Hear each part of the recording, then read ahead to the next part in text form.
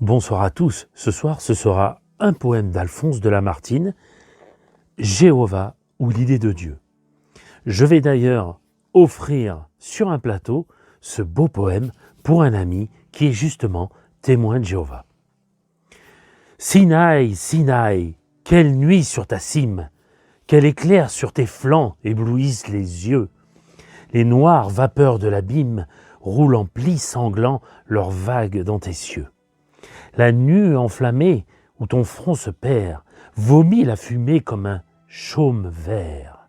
Le ciel d'où s'échappe éclair sur éclair est pareil au fer que le marteau frappe, lançant coup sur coup. La nuit, la lumière se voile ou s'éclaire, s'ouvre ou se resserre comme la paupière d'un homme en courroux. Un homme seul gravit les flancs qui grondent. En vain tes mille échos tonnent et se répondent. Ses regards assurés ne se détournent pas. Tout un peuple éperdu le regarde d'en bas, jusqu'au lieu où ta cime et le ciel se confondent. Il monte et la tempête enveloppe ses pas. Le nuage crève, son brûlant carreau jaillit comme un glaive qui sort du fourreau. Les foudres portées sur ses plis mouvants, au hasard jetées par les quatre vents. Entre elles heurtées, partent en tous sens, comme une volée d'aiglons aguerris qu'un bruit de mêlée a soudain surpris, qui battant de l'aile volent pêle-mêle autour de leur nid, et loin de leur mère, la mort dans leur serre s'élance de l'air en poussant des cris. Le cèdre s'embrase, crie, éclate, écrase sa brûlante base, sous ses bras fumants, la flamme en colonne monte, tourbillonne, retombe et bouillonne, en feu écumant. La lave serpente et de pente en pente étend son foyer la montagne ardente. Paraît ondoyer le firmament double, les feux dont il luit, tout regard se trouble. Tout meurt ou tout fuit, et l'air qui s'enflamme, repliant la flamme autour du haut lieu, va de place en place où le vent le chasse. Semé dans l'espace des lambeaux de feu. Sous ce rideau brûlant qui le voile et l'éclaire, Moïse a seul, vivant, osé s'ensevelir.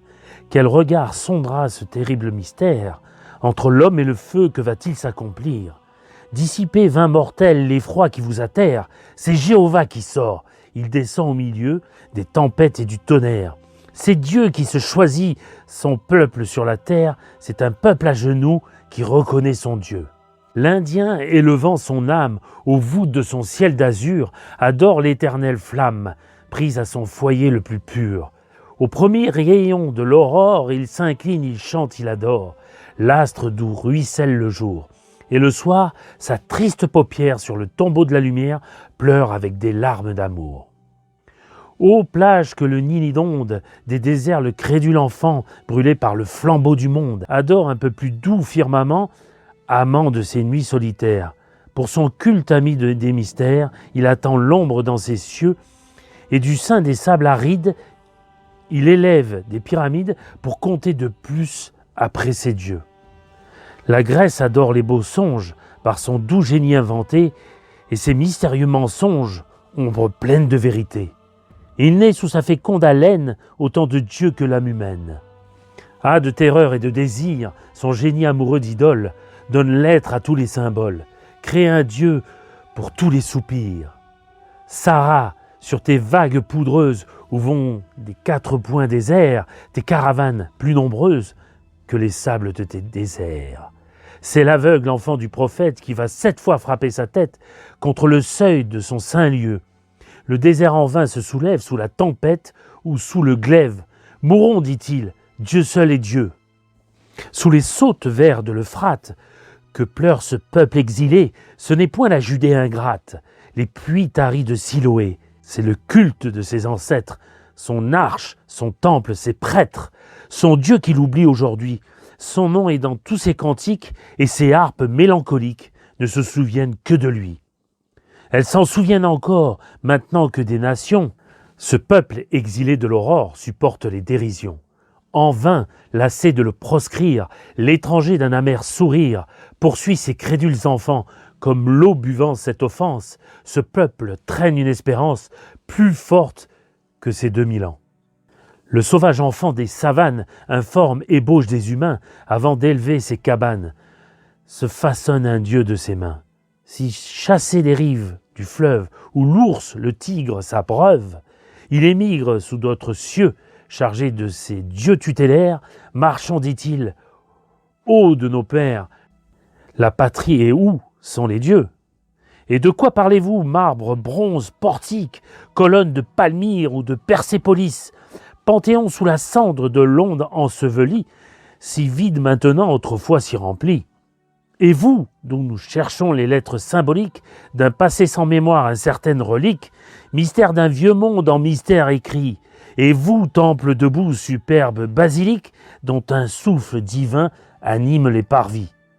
Vous nous parlez des dieux encore, chaque autel en porte un, qu'un saint délire adore.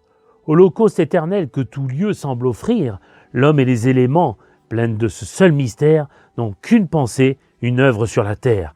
Confesser, c'est être et mourir. Mais si l'homme occupé de cette œuvre suprême épuise toute langue à nommer le seul grand, à combien la nature, en son seul silence même, le nomme mieux encore au cœur qu'il le comprend. Voulez-vous, ô mortels, que ce Dieu se proclame, et le livre de l'orgueil épelle en vain son nom? Astre du matin, le plus pâle rayon, sur ce divin mystère éclaire plus votre âme que la lampe au jour, faux qui veille avec Platon. Montez sur ces hauteurs, d'où les fleuves descendent, et dont les mers d'azur baignent les pieds dorés, à l'heure où les rayons sur leurs pentes s'étendent, comme un filet trempé ruisselant sur les prés. Quand tout autour de vous sera splendeur et joie, quand les tièdes réseaux des heures de midi, en vous enveloppant comme un manteau de soie, feront épanouir votre sang attiédi. Quand la terre exhalant son âme balsamique, de son parfum vital, enivrera vos sens, et que l'insecte même, entonnant son cantique, bourdonnera d'amour sur les bourgeons nés. Quand vos regards noyés dans une vague atmosphère, ainsi que le dauphin dans son azur natal, flotteront incertains entre l'onde et la terre, et des cieux de saphir et des mers de cristal. Écoutez dans vos sens, écoutez dans votre âme, et dans le pur rayon qui d'en haut vous à lui, et dites si le nom que cet hymne proclame n'est pas aussi vivant, aussi divin que lui.